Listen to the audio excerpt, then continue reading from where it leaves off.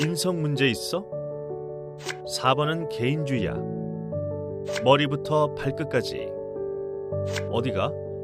네 팀 버려. 2020년 세계 최대 동영상 플랫폼에서 가장 핫했던 가짜 사나이에서 유행한 말들입니다.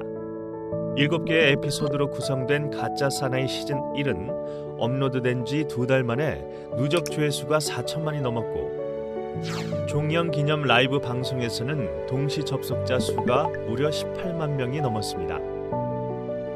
가짜 사나이는 공중파에서 방영됐던 병영체험 프로그램 진짜 사나이를 패러디한 방송으로 특수부대의 훈련 과정을 체험하는 모습을 담고 있는데요. 출연자들이 고강도 훈련 프로그램을 소화하면서 진짜 사나이보다 더 진짜다라는 평가를 받았고, 출연했던 훈련생과 교관들 모두 높은 인기를 얻었습니다. 하지만 여러 가지 구설수로 논란을 일으키며 막을 내렸는데요. 여러 가지 논란이 있었지만 극한 상황 속에서 생존이라는 화두를 던졌습니다. 우리는 인생을 살아가면서 생각지 못한 순간에 갑자기 위기를 맞이할 수도 있고, 자신의 한계에 부딪히면서 좌절하기도 하고, 어떻게 해야 할지 모르는 상황을 만날 수도 있는데요. 이러한 상황에서 어떻게 어려움을 극복하고 살 길을 찾을 수 있을지 여부는 내가 이런 경험을 해본 적이 있는지, 비슷한 상황에 처한 적이 있는지에 따라서 달라지게 될 것입니다. 젊어 고생은 사서도 한다라는 어른들의 말씀은 인생을 살아간다는 것이 그렇게 호락호락하지 않고 어려움을 극복했던 경험이 도움이 된다는 의미일 것입니다.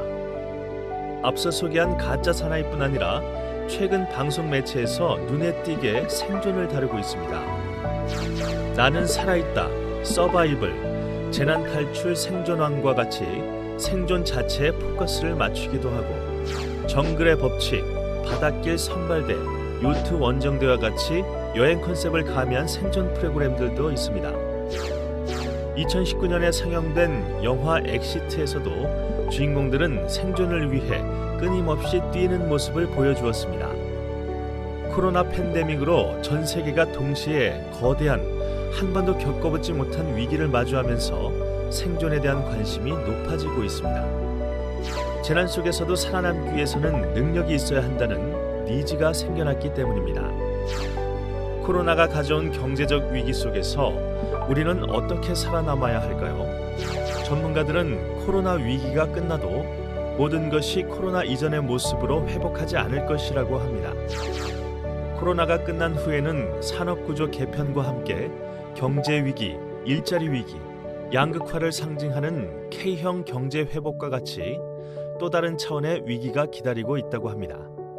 이런 위기에서 살아남기 위해 우리는 어떤 능력을 갖고 있어야 할까요? 과거에 없었던 코로나 위기로 인해 앞으로 다가올 변화는 함부로 예측할 수 없게 되었습니다.